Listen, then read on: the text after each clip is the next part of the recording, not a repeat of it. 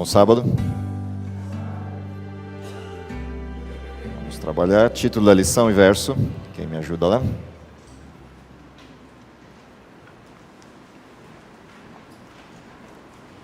Bom sábado. Título da lição e verso. Quem me ajuda lá?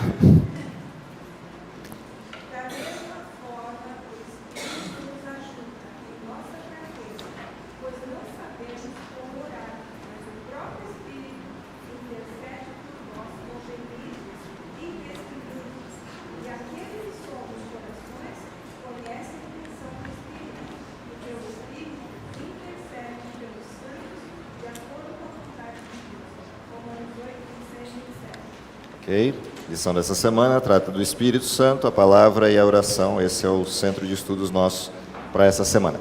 Antes da gente entrar para a lição, vamos, como sempre, para o nosso auxiliar, entender o que a gente tinha para aprender, para sentir e para praticar a partir do estudo da lição dessa semana. Então, quem puder me ajudar, lá no auxiliar da lição tem 3 objetivos, o que a gente tinha para percorrer durante essa semana. O primeiro objetivo, o aprendizado. O que a gente tinha para aprender na lição dessa semana?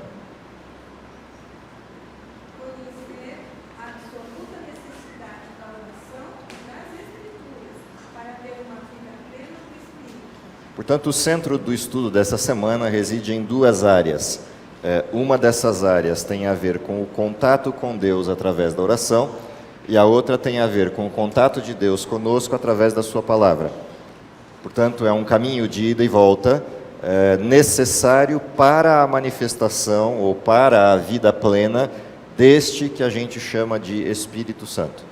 Portanto, a essência da lição dessa semana é mostrar que o Espírito Santo só vai se manifestar de forma plena na vida de alguém que desenvolve esses 2 aspectos, um caminho de ida e volta, que é a oração e a resposta.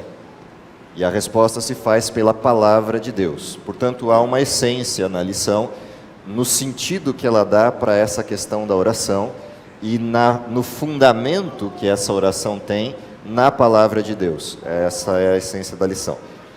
Uma vez entendido isso, qual será o sentimento desperto no coração do ser humano? Sentir maior necessidade da presença do Espírito Santo mediante a oração e o estudo da palavra. Portanto, o resultante de orar e receber a resposta pela palavra de Deus é o senso de necessidade, é essa percepção de necessidade da guia desse Espírito, da presença desse Espírito na vida, que decorre exatamente disso, da oração e do estudo da palavra. Quando eu passo por esse processo, o retorno desse processo é esse sentimento. Ou seja, a identificação de necessidade do Espírito Santo vem pelo conhecimento da palavra de Deus e pela oração. Portanto, não fazendo um, não haverá o outro. E sem o outro, não haverá a compreensão plena do um. E aí vira um processo contínuo de alimentação. Eu vou à oração e vou à Bíblia, eu sinto a necessidade do Espírito. O Espírito se manifesta na gente e a gente tem mais necessidade de orar e mais necessidade de estudar a Bíblia. E vice-versa, isso não para mais. Então, é um processo que se autoalimenta. Se isso não ocorre de um jeito, não ocorrerá do outro. Então, essa é a estrutura de sentimento que é desperto no coração humano que alimenta esse processo. Qual é a prática? Cultivar o prazer em momentos silenciosos de comunhão com Cristo pelo ministério do Espírito Santo em períodos regulares de oração e de estudo da Bíblia. Tira o miolo, tá? Logo depois do verbo cultivar, tira esse miolo até antes da palavra oração. E leia de novo o texto. Ele fica cultivar, oração e estudo da Bíblia. O miolo é a forma. Então, se você pegar aqui, cultivar, oração e estudo da Bíblia, o miolo é a maneira como isso tem que acontecer. E é por isso que o verbo apontou para uma direção diferente do estudo da Bíblia e da oração. O verbo apontou para o prazer. Esse desenho de cultivar o prazer dos momentos silenciosos de comunhão é o método. Então, no momento em que eu desenvolvo a comunhão com Deus, em momentos isolados, em que eu troco com Ele as informações que me balizam a vida, isso desperta o prazer de estar com Deus. E se isso for metodologicamente regular, eu sinto cada vez menos vontade de estar longe dele e mais necessidade de estar perto dele. É essa regularidade que gera o hábito e que gera, por conseguinte, a necessidade. Quanto menos eu faço isso, menos necessidade disso eu tenho, mais autossuficiente eu me torno. Quanto mais eu faço isso, mais necessidade disso eu tenho, menos autossuficiente eu me torno.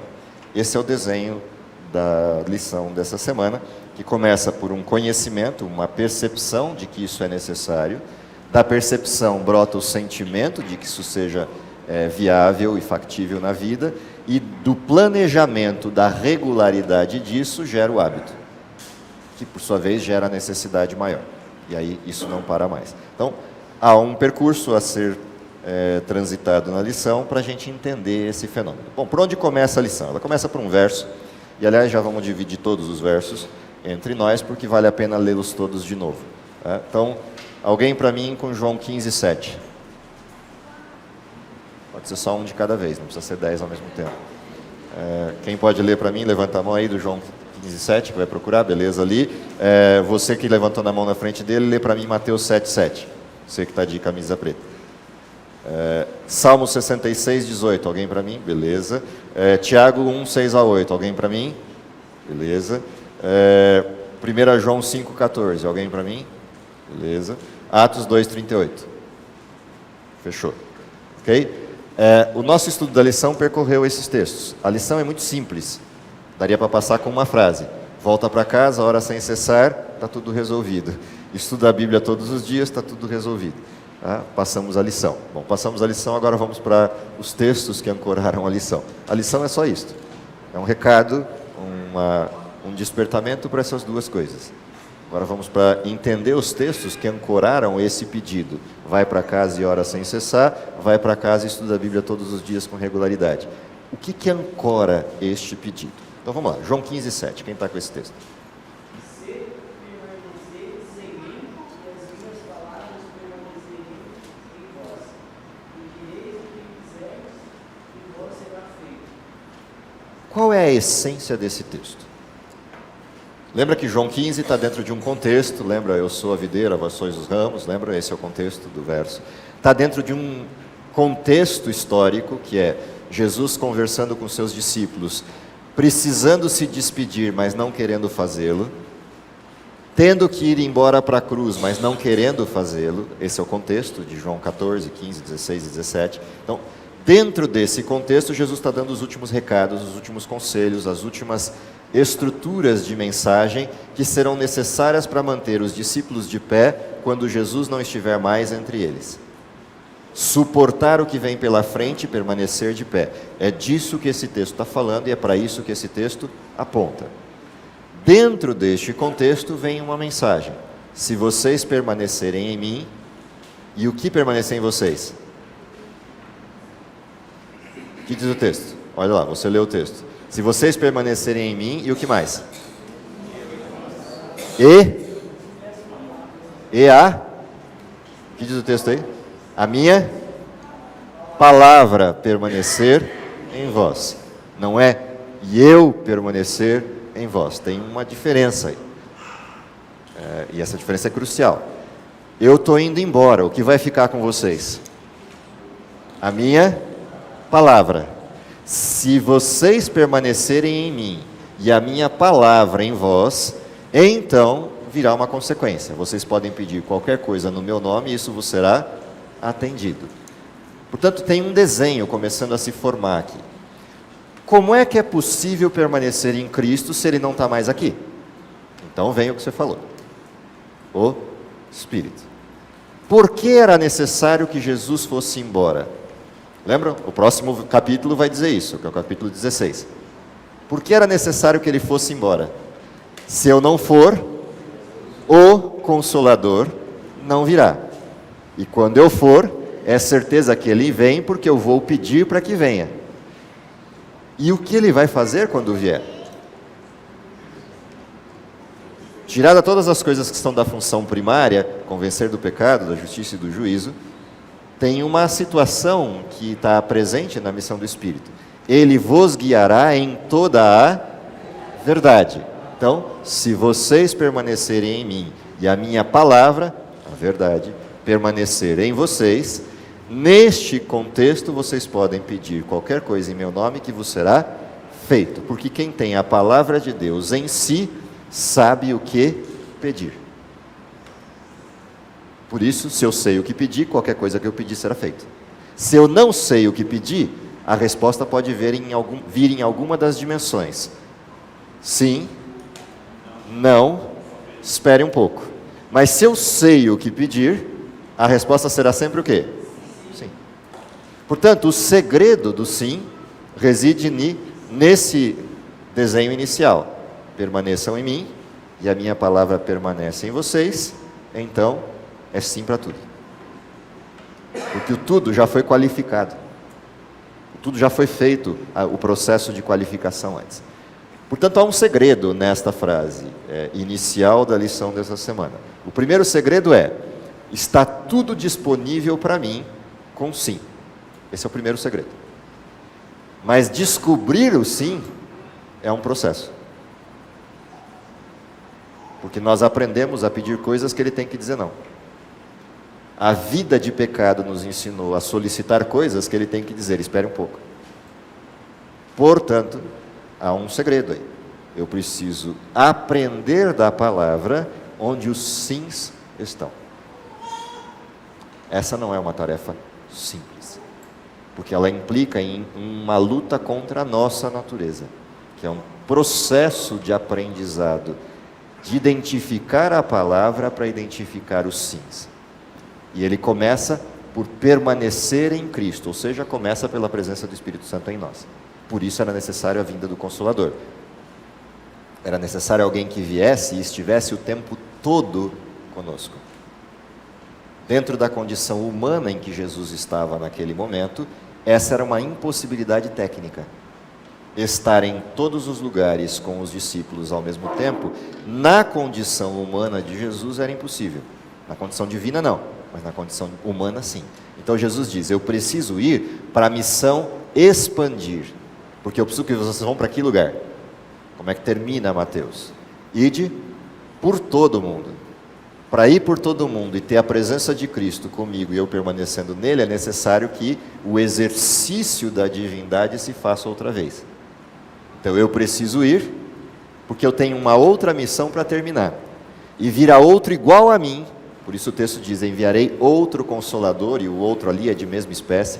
Portanto, eu enviarei outro igual a mim, portanto, quem vê a ele, vê a mim. Como quem me vê a mim, vê ao Pai.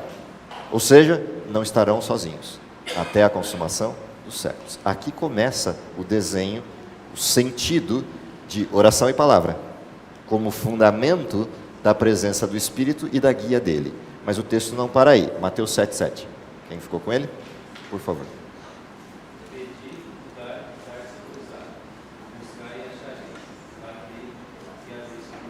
O que estava dito antes? Que tudo que eu pedir em nome dele, desde que eu permaneça nele e a palavra dele em mim, a resposta é sim. Qual é o contexto de Mateus 7? Em que lugar aparece essa frase de Mateus 7,7? O que veio antes dela? Se você voltar 2 capítulos, eu estou em Mateus 5, que diz o quê? Sermão da Montanha. Início do ministério público de Jesus no sentido amplo.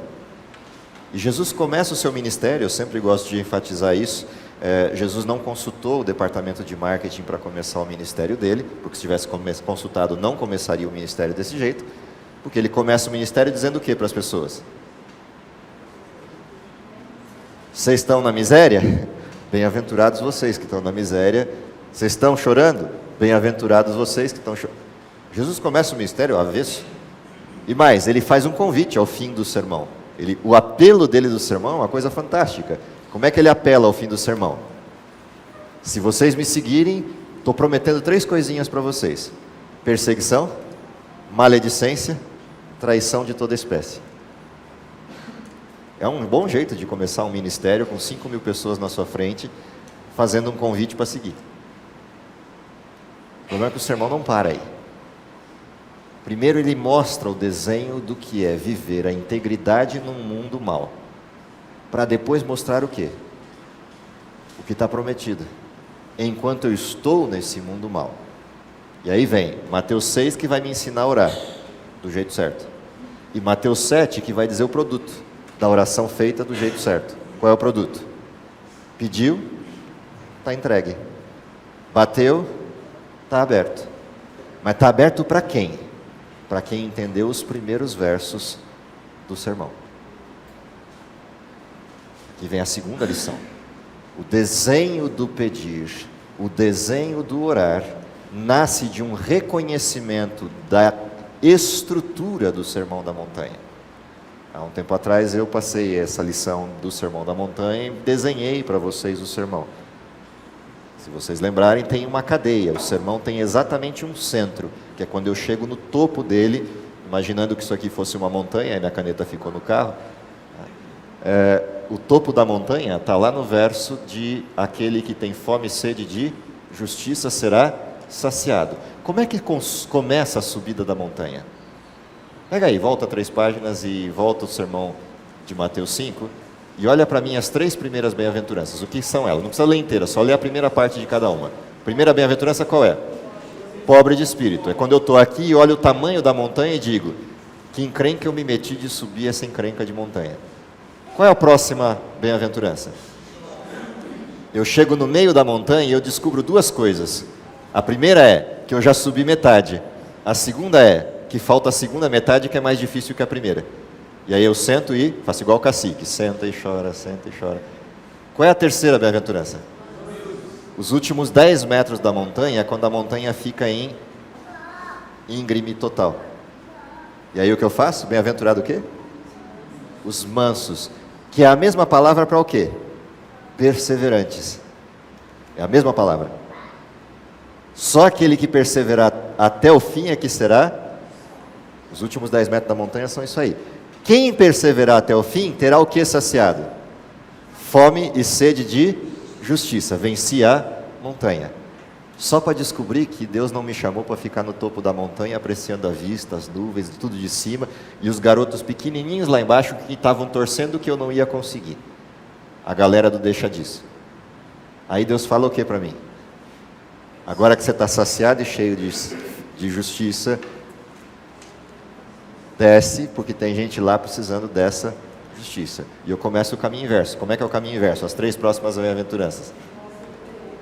Depois de fome e sede de justiça, o que diz? Lê aí, está aí no texto. Bem-aventurados os... Mas por quê? Que ela está no oposto dos últimos 10 metros. Porque é quando eu chego aqui, no mesmo lugar dos 10 metros em que eu tive que ser perseverante, que eu entendo que o outro vai passar pela mesma dificuldade que eu. Então eu sou misericordioso, condescendente com o desespero do outro que está vendo os 10 metros. E eu continuo descendo e paro lá no lugar onde eu chorei. Qual é o próximo texto? Lavei a alma do lado de cá e estou limpo de coração. Qual é a próxima? Quando eu chego aqui onde eu era pobre, vendo o tamanho da encrenca. O que diz aí? Percebe o que está acontecendo? Eu subi e aprendi na prática a encrenca que é subir a montanha e me fartei. E agora em cada estágio onde eu sofri, eu olho para o outro com a condescendência necessária de entender que o outro passa pelo mesmo desespero de subir. Mas eu já cheguei lá, então eu posso dizer para ele, segue em frente, vale a pena. Mas aí eu chego na base da montanha onde está a turma do deixa disso. Quais são as últimas bem-aventuranças? O que diz lá? Quando eu encontrar a turma do deixa disso, que lutou todo o possível para eu não subir, e agora que eu subi, venci, desci de volta, eles se sentem como? Ameaçados, incomodados, porque eu sou diferente deles. Eu subi na montanha e eles ficaram dizendo, deixa disso. E agora porque eles não têm a coragem de subir, mas não querem passar vergonha de ter passado o processo, de dizer que eu não consegui. Eu consegui. O que eles fazem? Abafa o caso. Isso é a perseguição, é a maledicência, é o processo de tentar impedir a vitória. É isso que Jesus prometeu. Então, quando Jesus fala de que aquilo que eu pedir a Deus em nome dele está garantido, desde que eu tenha me saciado da justiça de Cristo, sua palavra, desde que isso tenha acontecido, porque eu permaneço nele e cumpri a ordem de descer a montanha, eu saberei o que pedir. Então, tudo que eu pedir, ele faz. Esse é o desenho. Lembra que o contexto de Mateus 7,7 tem como pré-requisito Mateus 5 e Mateus 6. Aí acontece o 7,7. Próximo texto. Quem ficou com Salmos?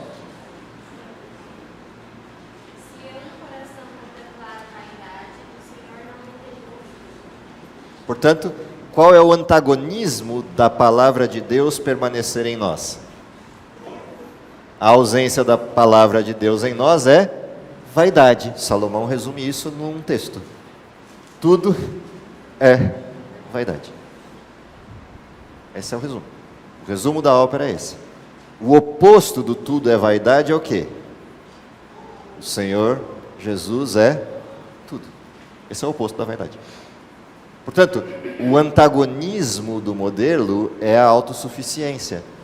A vaidade é produto disso, é a busca do encher-se a si mesmo pelos próprios meios. Esse desenho é o oposto do Cristo que permanece em mim, no sentido da sua palavra que permanece em mim, e o oposto do sentido de eu permaneço nele. Eu permanecer nele significa o lado esquerdo da montanha, o subir a montanha. O ele permanecer em mim é o lado direito da montanha, é eu descendo para salvar os outros. Esse é o desenho. Portanto, a construção de uma comunhão que me leva à compreensão clara da palavra de Deus é o que cria os pré-requisitos para eu conseguir entender os outros. É a lição da semana passada. Quando a semana passada nos advertia do que faz permanecer uma igreja unida, o desenho inteiro apontava para essa direção. Foi a cruz que eu pus aqui no quadro. A palavra, como sustentáculo do desenho, o reconhecimento do pecado, que é o batismo, a fé, que é o dom de Deus, a doutrina, que faz o processo comportamental de transformação ser visível aos demais. Um evangelho que não transforma a vida não é evangelho verdadeiro. O evangelho que não transforma a vida é graça barata.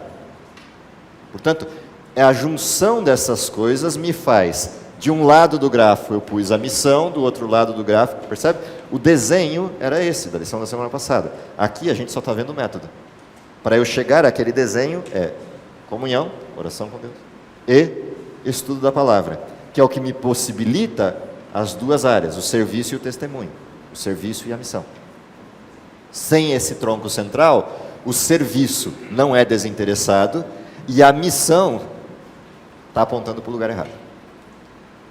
É só com essa centralidade que a gente consegue isso. Próximo texto, Tiago.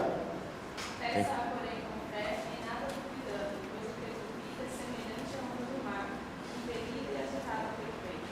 Não suponha esse homem que alcançará do Senhor alguma coisa, almejando dobre e constante em todos os seus caminhos. Portanto, o que está atrás do desenho do pedir?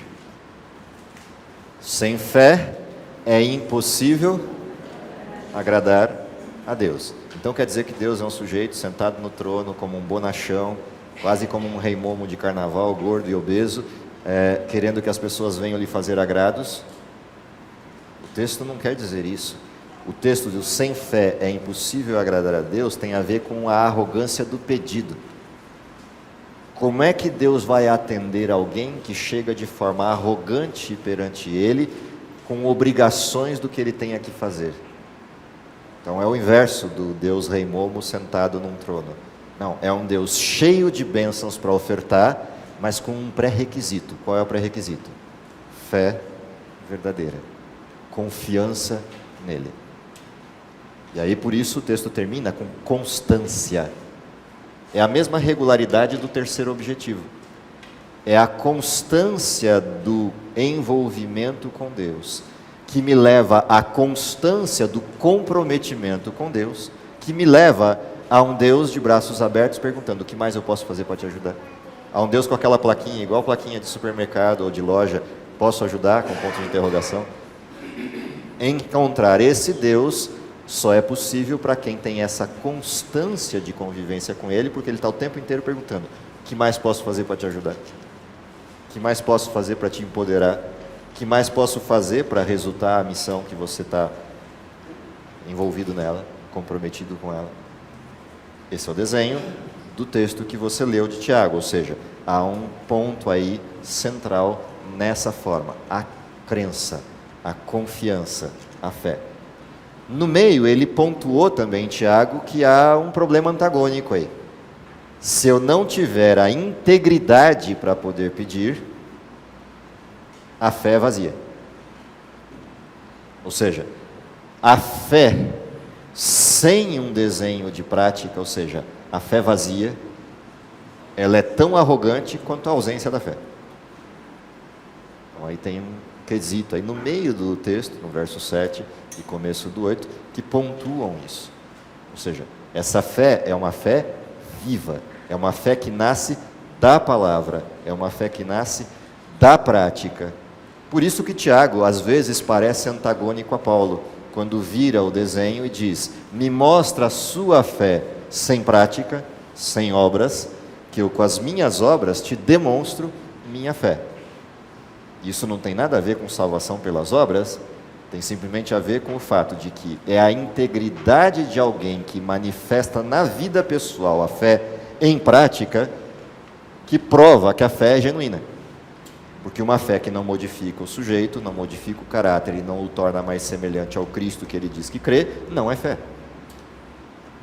Igualmente, uma prática que está desprovida da fé não passa de vaidade, de demonstração ufanista de quão bom eu sou.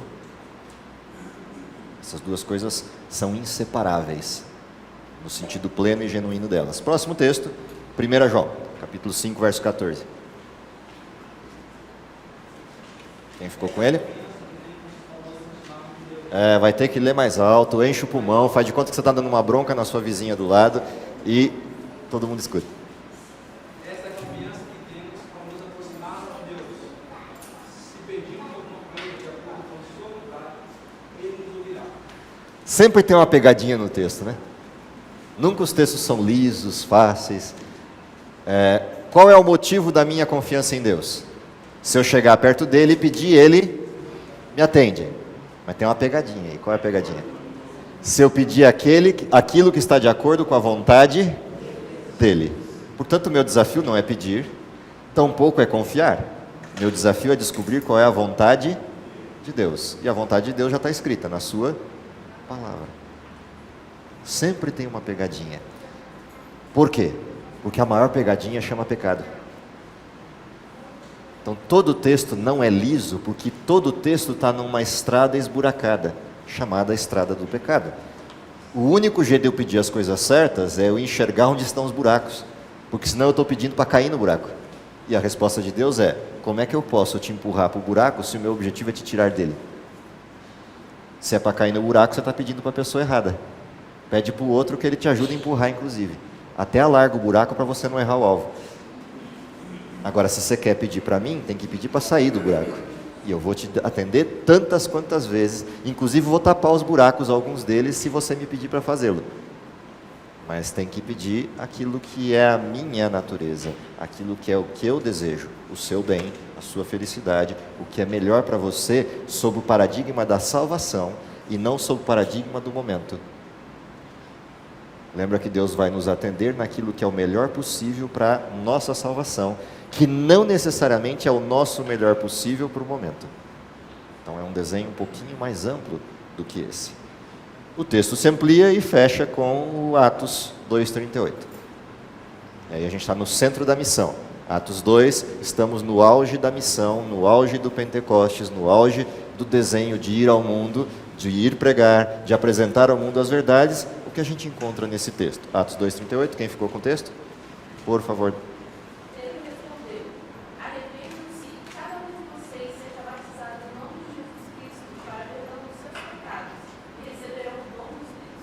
Portanto, qual é o alvo final? É a mera oração e o estudo da palavra? Não. O alvo final qual é? A presença contínua do Espírito Santo em nós, agindo em nós, nos guiando na verdade, nos guiando à salvação. A pegadinha está sempre no texto. Como é que começa o texto? Primeiro, se arrepende. Bom, para eu me arrepender, quem já está atuando em mim? Tem alguém atuando em mim, porque quem me convence do pecado é o Espírito. Aí qual é a próxima frase, depois do arrependei-vos? Batizar. Batizar significa o quê? Ir à justiça, é a segunda fase do Espírito. Percebe? Eu me convenço do pecado e agora eu me batizo, ou seja, eu estou justificado. Fui a justiça de Cristo. Mas o texto não para aí. Qual é a próxima frase? Justificados, pois, mediante a fé, temos paz com Deus. Para o perdão dos vossos pecados é a paz com Deus. Ele me perdoa, estamos não mais de mal, estamos unidos outra vez, a paz com Deus. Para quê a paz com Deus? Aí vem o resto do texto. O que vem depois do perdão dos pecados? O dom do Espírito Santo. Ou seja, quando o Espírito Santo será pleno em nós? Aqui tem uma pegadinha crucial. Quando eu parar de pecar? É isso que diz o texto? Não. O Espírito Santo será pleno em mim quando eu passar pelo processo de arrepender do pecado, buscar a justiça de Cristo, ser perdoado do pecado. Então o Espírito Santo é pleno em mim, porque é Ele quem me desenvolve uma vida de santidade e de santificação, e nunca o inverso. Se eu não tivesse essa descrição, eu poderia ter a sensação de que eu preciso me arrepender, ser justificado, me tornar santo, aí eu estou pronto para receber o Espírito Santo. Portanto, passa a ser mérito meu. Por isso é que o Espírito Santo não é um poder, é uma pessoa. Uma pessoa não fica com outra no mecanismo da arrogância. Uma pessoa fica com outra quando há o senso de pertencer, há o senso de necessidade, há o senso de proximidade. E, portanto, a primeira coisa que precisa acontecer para o Espírito estar conosco de forma plena é acabar a guerra entre eu e Ele. Por isso precisa do arrependimento, do batismo e do perdão. Acabada a guerra, somos amigos para sempre, para o que der e vier. E aí vem a frase de Jesus: no mundo tereis aflições, tem de bom ânimo, eu venci o mundo. Aí vem as referências como as de Paulo em capítulos 7 e 8 de Romanos. Miserável homem que sou, quem me livra do corpo dessa morte? Graças a Deus, por meio de Jesus Cristo, que... E aí vem a sequência. Então, o desenho de vida cristã só é possível com a presença do Espírito plenamente em mim, porque é Ele quem me tira do domínio do pecado para uma vida cristã genuína. Qualquer coisa diferente disso é ou liberalismo imbecil, que é aquela graça barata, ou radicalismo extremista, que é salvação por mim mesmo, ou seja, salvação meritória. Eu me torno santo e perfeito para depois poder receber Deus. Então eu me qualifico primeiro para depois Deus vir para mim. Não tem nada a ver com isso a salvação, nem num lado nem do outro. E essa é uma das razões pelas quais o desenho do cristianismo é totalmente único na história do mundo, porque ou o mundo está trabalhando por méritos próprios, ou o mundo está trabalhando para esconder seus próprios erros. Ele nunca está aqui no meio para escancarar seus erros e desejar que o outro o ajude, porque reconhecer os erros dói e permitir que o outro ajude mostra a minha incompetência. Essas são duas coisas com as quais a gente não consegue conviver. E por isso a vaidade é mais tranquila para a gente, porque a vaidade esconde os nossos defeitos numa falsa sensação de santidade, e o desenho do liberalismo esconde as nossas necessidades de comprometimento. Por isso que esses dois caminhos são sempre mais fáceis. O radicalismo extremo ou o liberalismo extremo são muito mais fáceis do que a exposição genuína, porque a exposição genuína é um reconhecimento de pecado e um reconhecimento de incompetência. Portanto, eu preciso depender de Deus e preciso reconhecer o pecado, e nisso não há culpabilidade.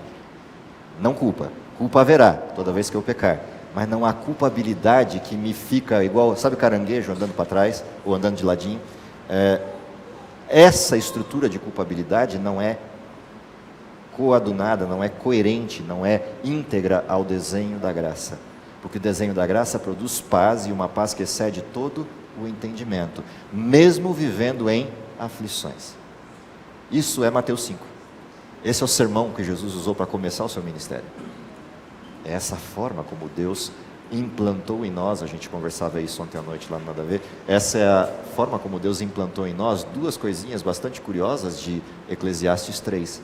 Logo depois de Salomão falar de vaidade, ele mostra a natureza humana, fazendo um aporte entre a criação e a salvação no texto do capítulo 3 de Eclesiastes, onde ele me mostra que tem tempo para tudo, um cronos de Deus, mas esse cronos se tornou deteriorado quando o ser humano pecou, porque aí o tempo passou a ser o tempo entre o começo e o fim. O crono de Deus era um começo sem fim, e o cronos humano se tornou começo e fim. Então há tempo para nascer, tempo para morrer, tempo para plantar, tempo para tirar o que plantou. Isso não existe no desenho do cronos eterno, do desenho que não é cronos, no desenho que é uma estrutura eterna de vida. Aí ele mostra por que há esse antagonismo, fazendo uma discussãozinha, e eu vou terminar com ela, porque ela tem a ver com o fechamento da lição. Deus mostra no final, pelos textos de Salomão, que depois de fazer todas as besteiras que fez na vida, reconhece que caminhou pelos caminhos errados, tendo tudo para dar certo e deu errado. Ele olha para tudo isso e diz: que desgraça é essa que Deus colocou no ser humano, chamada trabalho, para com ele afligir aos homens? Que proveito tem o homem no produto disto? Essa é a pergunta que ele abre a segunda parte do texto. E aí ele mesmo responde: Deus implantou no coração desse sujeito, que é afligido pelo trabalho. Percebe? É Gênesis. Suor do teu rosto comerás o teu pão. É lá em Gênesis que ele vai retomar isso. E ele fala: Deus faz tudo formoso no seu tempo, mas antes disso ele diz: Deus plantou no coração do homem eternidade. E esse mistério plantado no coração do homem faz com que o homem se desestabilize, produzindo o que nesse homem? Um desejo de descoberta desse mistério e um temor a Deus. É essa sensação que a gente tem de que as coisas não deveriam acabar, não deveriam ser como são, não deveria ser essa mediocridade que a gente assiste. Isso é a implantação de Deus, que Salomão chama de Deus plantou no coração do homem eternidade. E isso leva o homem a temer a Deus, não a ter medo de Deus.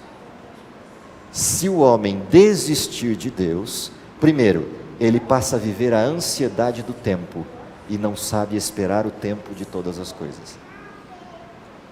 O medo de Deus nasce disso.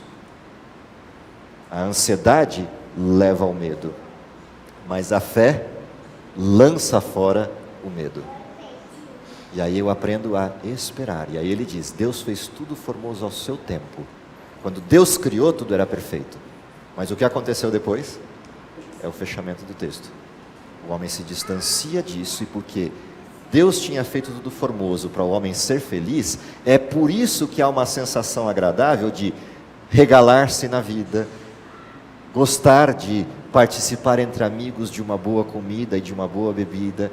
Essa coisa foi Deus quem implantou, e Ele fez o ser humano para viver para sempre assim. O ser humano desistiu de Deus e agora, com o suor do rosto, vai ter que desgraçadamente comer o seu pão. Com o trabalho ele aflige o homem, para o homem perceber que não era para ser assim. E aí ele termina com uma promessa. Deus prometeu fazer o quê? Renovar todas as coisas. Mas enquanto isso não acontece, haverá sempre tempo para todas elas. Tempo para nascer, tempo para morrer. Tempo para plantar, tempo para colher. Vivemos um dualismo que o pecado instalou, e Deus não criou esse dualismo. Portanto, por que eu preciso da palavra, da fé que vem da palavra, e da oração, que é o canal de comunicação com Deus, como abrir do coração a um amigo? Porque é só a partir disso que eu desenvolvo esperança. Porque a esperança só brota de confiança, de certeza.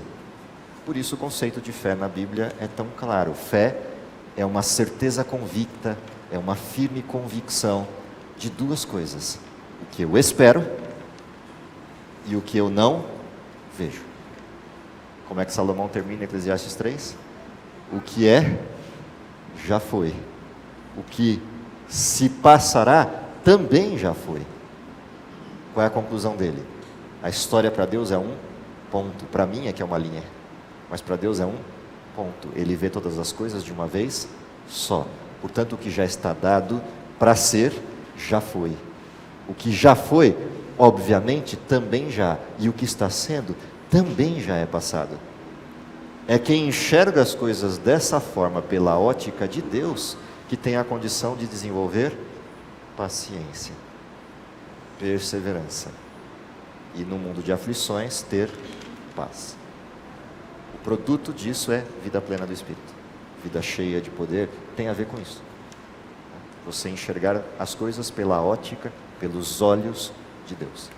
Esse é o convite da lição dessa semana, que a gente desenvolva isso como hábito regular, como uma convivência com Deus transparente, como um olhar para Deus de pedidos e de compartilhados legítimos que nascem do conhecimento pleno, do conhecimento perfeito, do conhecimento ajustado da palavra de Deus. Qualquer coisa diferente disso, a procedência é outra.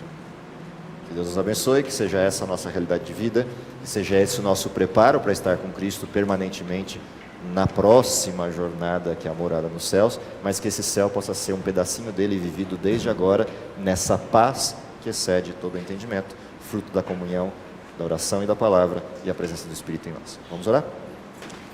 Querido Pai que está nos céus, te agradecemos pelo dom da vida, te agradecemos porque a promessa da vinda do Espírito é uma realidade entre nós, te agradecemos porque o ministério de Cristo no céu é a realidade da promessa feita de que um dia vai voltar, mas te pedimos que o poder prometido desse Espírito se faça presente em nossa vida, primeiro nos convencendo do pecado, nos atrelando à justiça de Cristo e, acima de tudo, nos dando a condição de pacificação para que possamos desenvolver dia após dia uma fé genuína, uma solidez na sua palavra e a partilha com outros através da missão. Dá que através dessa transformação possamos invadir o mundo com uma mensagem no sentido de um convite, de um retorno para casa. E que com isso possamos abreviar a tua vinda e ainda vê-lo voltando em nossa geração. É isso que te pedimos, com perdão de nossos pecados, por Jesus. Amém.